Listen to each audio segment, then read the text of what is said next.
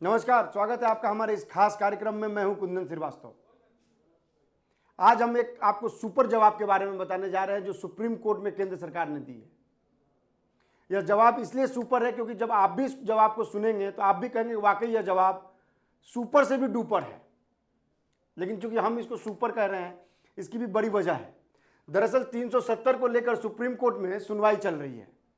370 धारा 370 जिसे जम्मू कश्मीर से 3 साल पहले हटाया गया था, इसको लेकर 20 याचिकाएं पड़ी हैं कि भाई 370 को फिर से लागू किया जाए। कई राजनेताओं ने भी जम्मू कश्मीर के राजनेताओं ने भी इसको लेकर याचिकाएं दायर की है सुप्रीम कोर्ट में, और सुनवाई का इंतजार कर रही थी वो लोग।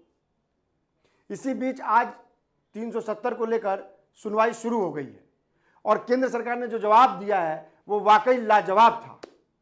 केंद्र सरकार ने कहा कि चूंकि अगर आतंकवाद के दंश से जम्मू कश्मीर झेल रहा था, इसलिए वहां 370 को हटाना बेहद जरूरी था। अब जरा आपको सिलसिलेवार ढंग से हम बताते हैं कि 370 को लेकर अब तक क्या क्या हुए हैं जब से केंद्र सरकार ने इसको लागू किया है। तो दरअसल हुआ क्या कि जब ये 2019 में केंद्र सरकार ने 5 अगस्त 2019 को जम्मू कश्मीर से धारा 370 को हटा दिया। अक्टूबर 2020 से संविधान पीठ ही इस मामले की सुनवाई कर रही है। याचिकाओं पर सुनवाई सीजीआई यानी chief justice of India Chandrachud की अगुवाई वाली टीम की 5 जजों की एक बेंच कर रही है, जिसमें justice Sanjay Kishan Kaushal, justice Sanjiv Khanna, justice BR Gavai और जस्टिस सूर्यकांत भी हैं। और इस आर्टिकल की सुनवाई को लेकर सीजीआई ने एक विशेष निर्देश भी दिया है, इसको भी हम आपको बता देते हैं। दरअसल सीजीआई ने कहा कि सभी दलीलें 27 जुलाई या उससे पहले दाखिल करें, इसके बाद किसी और दलील की अनुमति नहीं दी जाएगी। दाखिल किए जाने वाले सभी कलेक्शन और रिकॉर्ड्स पूरी तरह से इलेक्ट्रॉनिक मोड में होने चाहिए ताकि उस रिकॉर्ड को संचय करके रखा जा सके। अब देखिए, 3 साल बाद हुए इस सुनवाई पर 2 नेताओं ने महत्वपूर्ण बयान दिया। महबूबा मुफ्ती, जम्मू कश्मीर की पूर्व मुख्यमंत्री महबूबा मुफ्ती ने कहा कि मुझे उम्मीद है कि जम्मू कश्मीर के लोगों को न्याय मिलेगा। यानी महबूबा मुफ्ती ये चाहती हैं कि धारा 370 को फिर से जम्मू कश्मीर में लागू कर दिया जाए। इसी बीच उमर अब्दुल्ला का भी एक बयान आया। उन्होंने कहा कि हम 2019 से इस दिन का इंतजार करते आए हैं क्योंकि हमें लगता है कि हमारा केस मजबूत है। सुप्रीम कोर्ट से गुजारिश है कि इसमें जल्द सुनवाई हो। जो नाइंसाफी जम्मू कश्मीर के लोगों के साथ 5 अगस्त 2019 को हुई, जो धोखा हुआ, कानून की धज्जियां उड़ाई गई, उसका जवाब सुप्रीम कोर्ट से मिले। इसके पहले चुनाव आयोग ने एक याचिका डाली थी जिसको सुप्रीम कोर्ट ने खारिज कर दिया था। दरअसल चुनाव आयोग ने सुप्रीम कोर्ट में केंद्र शासित प्रदेश जम्मू कश्मीर में बिना किसी देरी के विधानसभा चुनाव के लिए चुनाव आयोग को निर्देश देने की मांग वाली याचिका पर सुनवाई खारिज कर दी थी। सुप्रीम कोर्ट ने कहा था कि अनुच्छेद 370 से जुड़ा मामला 11 जुलाई को लिस्टेड है, इसलिए इसके बाद ही चुनाव को लेकर कोई सुनवाई करेंगे। अब सवाल ये उठता है कि केंद्र सरकार आखिर अब तक जो है, केंद्र सरकार ने 5 अगस्त 2019 को जम्मू कश्मीर से 370 हटा दिया था। अब जरा इसको सिलसिलेवार ढंग से हम समझ लेते हैं कि कब कब क्या क्या इससे खबरें जुड़ी रहीं। 17 अक्टूबर 1949 को अनुच्छेद 370 भारतीय संविधान का हिस्सा बना। इसे एक अस्थायी प्रावधान के रूप में जोड़ा गया संविधान में। संविधान का अनुच्छेद 370 अस्थायी प्रावधान के जरिए जम्मू और कश्मीर को एक विशेष स्वायत्तता वाले राज्य का दर्जा होता था। अनुच्छेद 370 की रूपरेखा 1947 में शेख अब्दुल्ला ने तैयार की थी। शेख अब्दुल्ला को तत्कालीन प्रधानमंत्री जवाहरलाल नेहरू और महाराजा हरि सिंह ने जम्मू कश्मीर का प्रधानमंत्री नियुक्त किया था।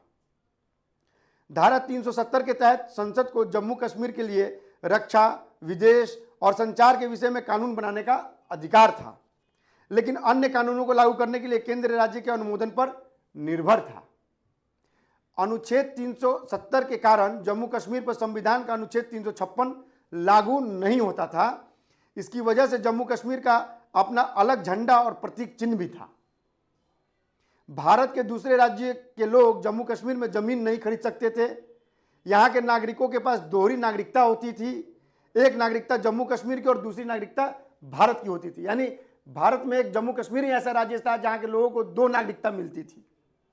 भारतीय संविधान के अनुच्छेद 360 जिसमें देश में वित्तीय आपातकाल लगाने का प्रावधान है, वह भी जम्मू कश्मीर पर लागू नहीं होता था। 5 अगस्त 2019 को कश्मीर से धारा 370 हटा ली गई।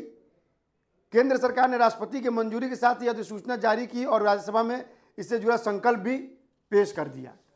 अब सवाल होता है कि भाई लगातार इस पर मामला चल रहा है, मामला उठ रहा है, बहस है, लगातार वहाँ के जो राजनीतिक पार्टियों के कुछ नेता हैं वो 370 को हटाने के खिलाफ हैं। अब जरा देखिए कि केंद्र सरकार ने एक नया एफिडेविट दिया और जिसमें 4 दलीलें दी हैं।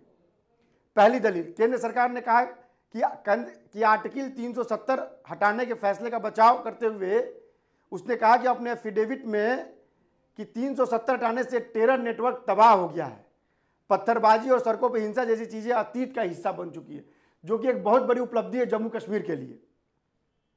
दूसरी दलील क्या दी उसने, केंद्र सरकार ने, कि आतंकवाद और अलगाववाद का एजेंडा का हिस्सा था। 2018 में ये चरम पर थी, मतलब आतंकवाद और अलगाववाद पत्थरबाजी की घटनाओं का प्रमुख एजेंडा हुआ करती थी और 2018 में ये चरम पर थी। इस साल 1767 पत्थरबाजी की घटनाएं हुई, 2023 में यह घटनाएं शून्य हो चुकी हैं। सोचिए 1767 से 2023 तक आते आते घटनाएं शून्य हो गई।